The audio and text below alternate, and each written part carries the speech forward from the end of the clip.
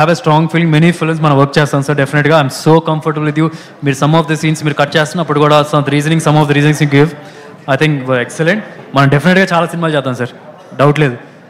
And ఈ cinema కో stars అందరికీ starting with ఈ సినిమా హీరోయిన్ చాలా స్ట్రాంగ్ రోల్ చేసింది, చాలా గుర్తుండిపోయే క్యారెక్టర్ అవుతుంది తనకి.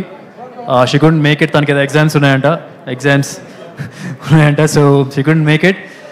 అండ్ అలాగే సునీల్ గారితో వర్క్ చేశాను, చాలా మీటీ రోల్, చాలా ఫుల్ లెంత్ రోల్ ఉంటుంది ఈ సినిమాలో. And it was lovely working with him. అలాగే rest of the co stars Arjuna and Lucky Lakshman garu and ఇంకా ఎవ్రీబడి ఇక్కడ ఉన్న అందరికీ థ్యాంక్ యూ సార్. డెఫినెట్గా మనం నెక్స్ట్ ఫాదర్ కాదు మన ఫ్రెండ్స్లా చేద్దాం సార్, అంత యంగ్గా ఉన్నారు మీరు. అండ్ ఫైనల్గా I want to, last but not the least, I want to thank Mahesh. అంటే ఒక ఈ సినిమా అంటే ఈ సినిమా ట్రైలర్ చూసి you can see that there is something and is given that support to this film. నాకు ఒకటైతే అనిపిస్తుంది ఇది చెప్పాలని, but I don't know if I can say it, I'll say it. Mahesh cinema చేయడానికి ఈ సినిమా రిలీజ్ అవ్వడానికి at least 2 years minimum 3 years అయినా పట్టొచ్చు. అది ఇప్పుడు నేను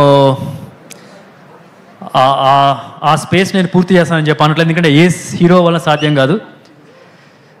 అంటే ఒక మహేష్ సినిమా ఇచ్చే కిక్కు అలా ప్రతి ఒక్క హీరో ఎవరు చేయలేరని నా ఫీలింగ్.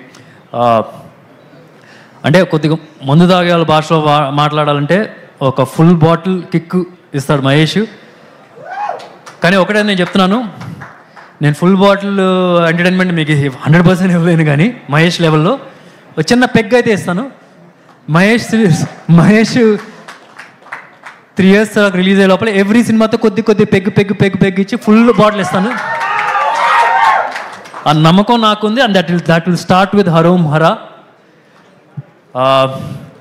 ఫైనల్గా I just want wind up saying one last word. ఏంటంటే June 4th ఎలక్షన్స్ రిజల్ట్స్ వచ్చినాయి.